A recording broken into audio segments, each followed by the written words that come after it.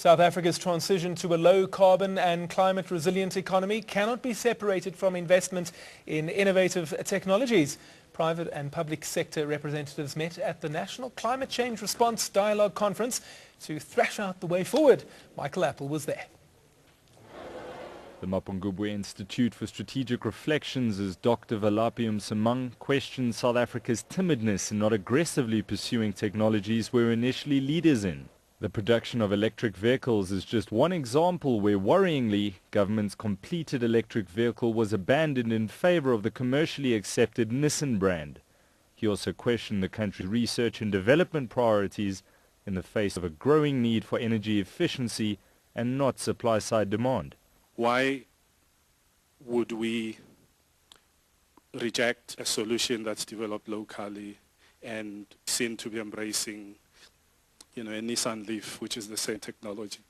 And at the very least, one needs to talk about that, because South Africans have the capability to develop solutions to the greenhouse gas mitigation agenda. We need to rectify the portfolio of investments in energy R&D investments, move away from the supply side bias. We don't necessarily need to build as much as we think we do. Tsakani Mthombeni, General Manager of Energy at the Technology Innovation Agency, says South Africa has an array of innovative technologies to offer as we tackle climate change. We've seen fantastic technologies ranging from unique solar water heaters that are really cheap, well suited for our RDP houses by design and cost.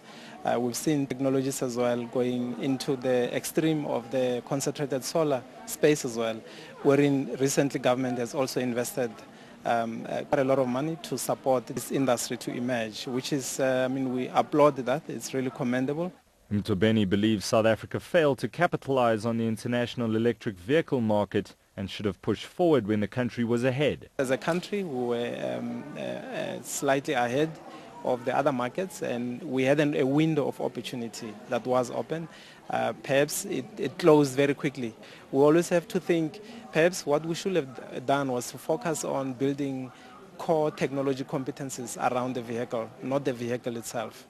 South African Wind Energy Association CEO Johan Berg similarly says the country needs to look at alternative means of power generation, as we're sitting on a cleaner and cheaper energy goldmine.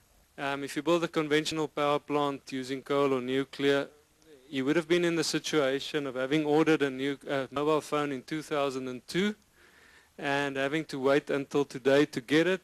It would have looked like that, and you would have been stuck with it for the next 40 years. So that's the decision you make when you go for conventional energy. So the private sector just in wind has brought about 45 billion of investment into the economy in the last 3 years. In all of renewable energy, it's somewhere between 120 and 140 billion rand. We have committed a lot of funds towards putting things on the government's balance sheet. That, it's maybe a good idea to also do more of the alternative.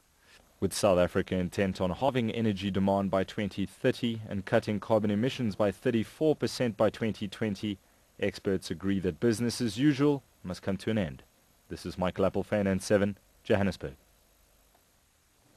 Judy Bowman.